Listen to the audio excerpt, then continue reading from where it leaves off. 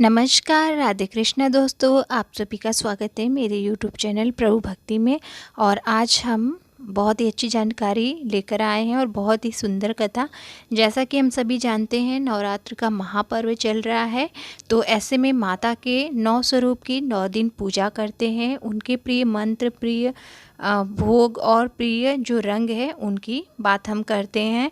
तो जैसा कि आज अष्टमी तिथि है और कल नवमी तिथि होगी, तो ऐसे में आइए जानते हैं माता का जो नवा रूप है सिद्धिदात्री, उसमें कि माता को क्या पसंद है, माता का क्या प्रिय मंत्र है और माता की पूजा कैसे करनी है, ये सब हम जानेंगे विस्तार से।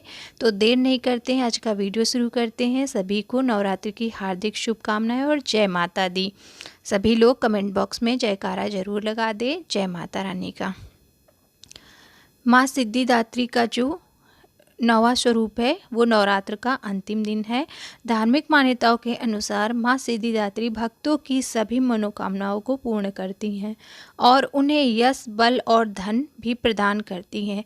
शास्त्रों में माँ सिद्धिदात्री को सिद्धि और मोक्ष की देवी माना गया है और इनकी पूजा करने से हमें सिद्धियाँ प्राप्त होती हैं। माँ सिद्धिदात्री का स्वरूप कैसा है ये जानते हैं। माँ सिद्धिदात्री के पास अणिमा, महिमा, प्राप्त, प्रकाम्य, गरिमा, लाघिमा, ईशत्व और वशिष्ठत्व, यह 8 सिद्धियां हैं। माँ सिद्धिदात्री महालक्ष्मी के समान कमल पर विराजमान है। माँ के 4 हाथ है। माँ ने हाथों में शंख, गदा, कमल का फूल और चक्र धारण किया हुआ है।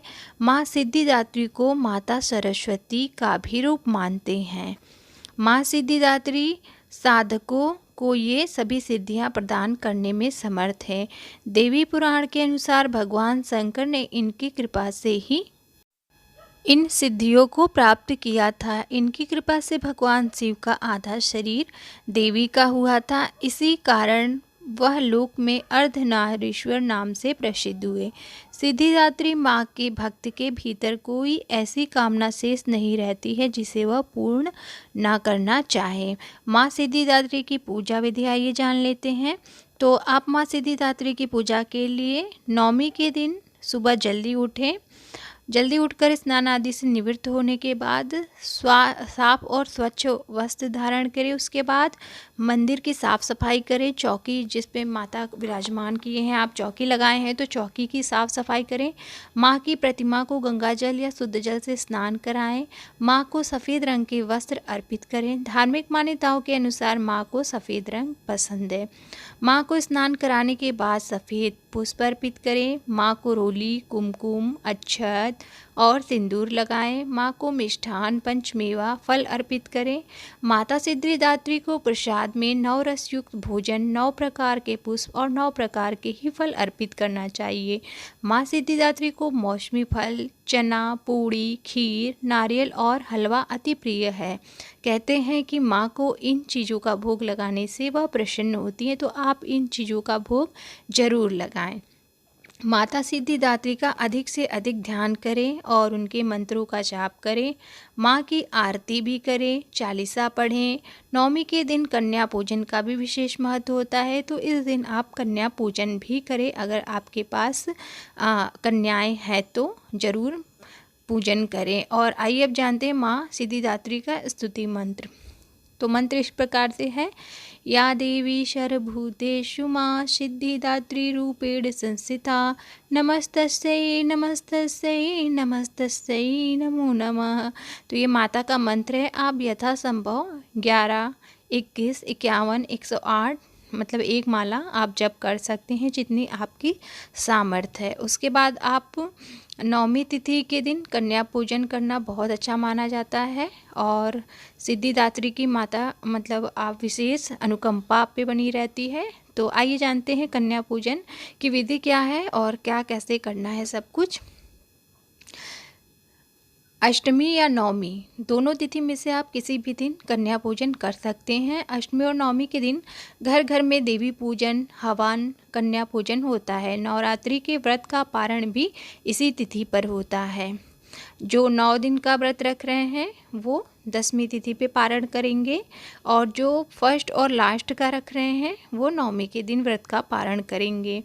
नवरात्र पर्व पर दुर्गाष्टमी और रामनवमी के दिन कन्याओं की पूजा की जाती है, जिसे कंचक भी कहा जाता है। इस पूजन में 9 साल की कन्याओं की पूजा करने का विधान है।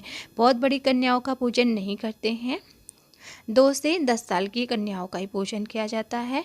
और माना जाता है कि महागौरी माँ की उम्र भी 8 साल की थी। कन्या पूजन से भक्त के पास कभी कोई दुख नहीं आता है, और माँ अपने भक्त पर हमेशा अपना आशीर्वाद, अपनी छत्र छाया बनाए रखती हैं। कन्या पूजन के लाभ जानते हैं कि क्यों करना चाहिए।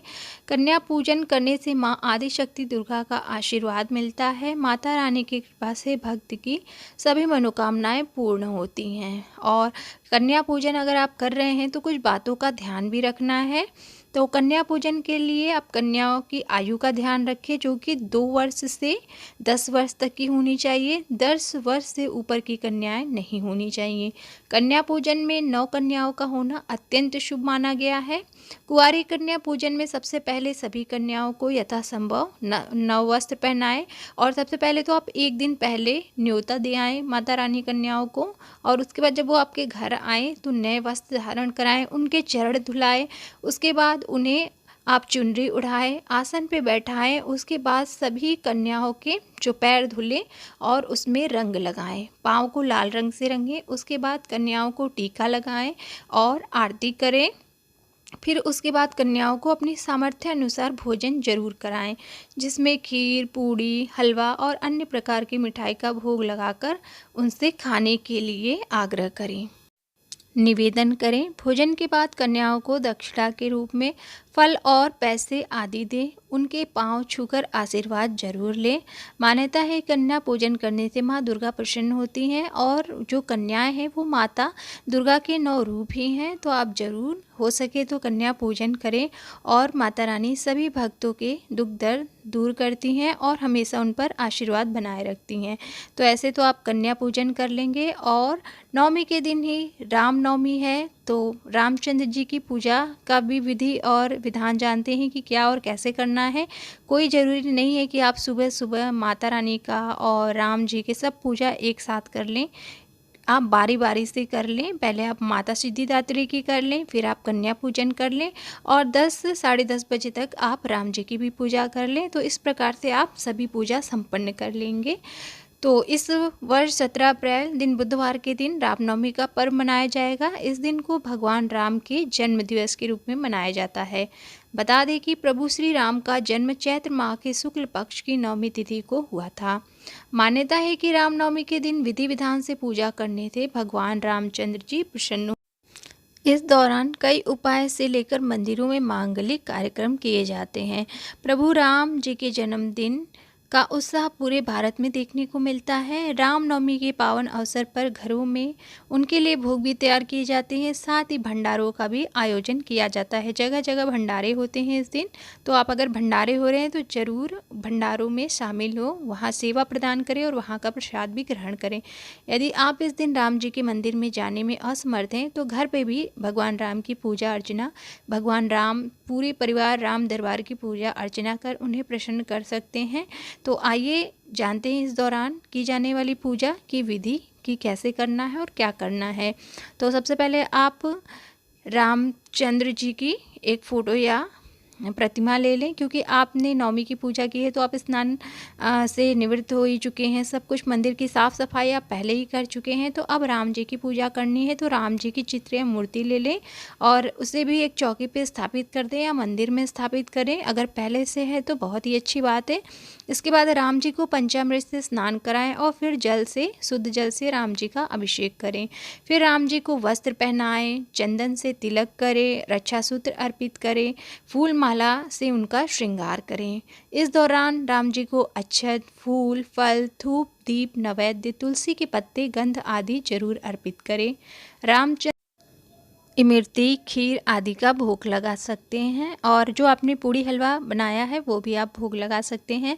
बाद में पूजा के दौरान आप राम नाम का जप करें और उनकी आरती करें और राम जी की स्तुति है वो भी करें। जितना आपसे समर्थ है संभव है उतना करें।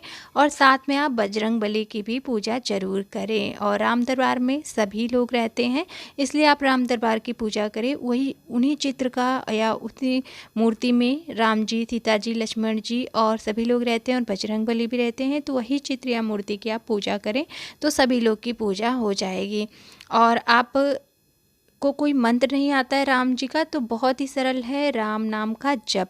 क्योंकि हम किसी से मिलते भी हैं या कोई दिन की शुरुआत भी करते हैं तो हम राम राम का नाम लेकर ही शुरू करते हैं।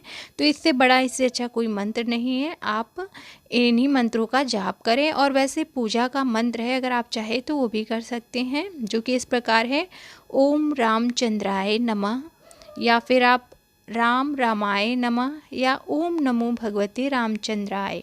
इन तीनों मंत्रों में से कोई भी मंत्र जप कर सकते हैं। और नहीं कुछ भी आता है तो आप राम नाम का ही जप कर सकते हैं, जो कि बहुत ही सरल और बहुत ही सुंदर और उत्तम है। फिर उसके बाद आप भगवान राम की आरती करें, जो कि इस प्रकार से है: श्री रामचंद्र कृपाल भज मन हरण भव भय दारुणम नव कंज लोचन कंज मुख कर कंज पद कंजारुणम। इस तरीके से आगे भी और आरती है, तो आप ये वाली आरती ज़रूर करें। और ये बहुत ही सुंदर लगती है, मुझे तो बहुत ही पसंद है, तो मैं यही आरती करती हूँ, तो आप भी ज़रूर करिएगा। इस तरीके से राम जी की पूजा संपन्न हो जाती है। क्षमा याचना ज़रूर करें और प्रार्थना करें प्रभु से और अपना सौभाग्य मांगे। और उसके बाद आप सभी बड़ों का आशीर्वाद लें, घर में धूप दीप ध्वनि दिखाएं। उसके बाद आप तो हवन नवमी के दिन करते ही हैं, तो पूरा घर और पूरा जो वातावरण है वो शुद्ध और बहुत ही सुगंधित होता है। तो इस तरीके से राम जी की पूजा संपन्न हो जाती है। आई होप आपको ये जानकारी अच्छी लगी होगी। तो मैंने इस वीडियो में नवमी की सभी जानकारियाँ दे दी हैं। कन्या पूजन कैसे करना है, माँ सिद्धिदात्री की पूजा और मंत्र क्या है, और रामनवमी को राम जी की पूजा का क्या विधान है, कैसे करना है। तो ये सभी कुछ मैंने इस वीडियो में बताया है। और जानकारी अच्छी लगे तो लाइक ज़रूर कर दीजिएगा, और चैनल पे नए हैं तो चैनल को सब्सक्राइब भी कर दीजिएगा। मिलते हैं हम नेक्स्ट वीडियो में किसी और जानकारी के साथ। तब तक के लिए राधे राधे। और सभी को एक बार फिर से चैत्र नवरात्र